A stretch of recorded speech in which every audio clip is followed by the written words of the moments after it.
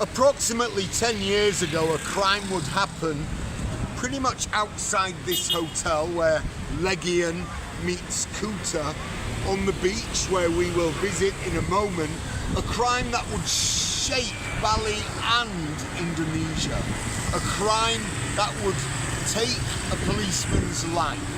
And today we're going to be looking at that crime here in Legian.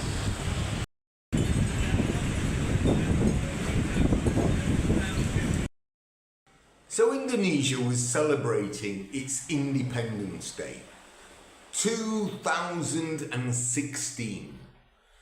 The day was young, it was approximately 1 a.m, so of course the celebrations hadn't begun. Sarah had found that she couldn't find her wallet and thought that a policeman had taken it. She told her boyfriend, and this would lead to tragedy in Kuta. It is believed that both Westerners were intoxicated when they confronted the policeman, Wayan Sudarsa, in front of the Pullman on the beach in Kuta. After a brief argument, a fight ensues. Using binoculars, a bottle that ends up being broken, Taylor ends up smashing the bottle onto Sudarsa's head. Meanwhile, Connor hauls him down. Now, how do we know this? Believe it or not, Indonesia has a very, in my opinion, clever way of dealing with murder. It does reenactments.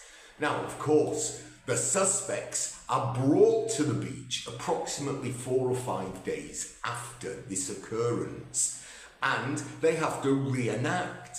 A policeman plays the role of the victim, and in the descriptions below, I'll leave a link where you can see some of the photos of the reenactment. After the murder, the pair end up burning their bloody clothes, and the police would find remnants of these clothes as evidence. They also went to the Australian consulate. Of course, Bali is not a capital city, so a lot of countries have consulates in Bali because Bali is a major tourist destination. They ended up there approximately 12 hours before giving themselves up to the police. How did the police know who had done this evil crime? Well, surprisingly, Connor had left her IDs, both her ATM card and her driving license, at the scene of the crime. Moreover, and inexplicably, she had actually torn up the IDs of the policeman. Why? I'm not sure. She gave the reason she didn't want him to have theft of his identity. But that doesn't really make sense because he's dead.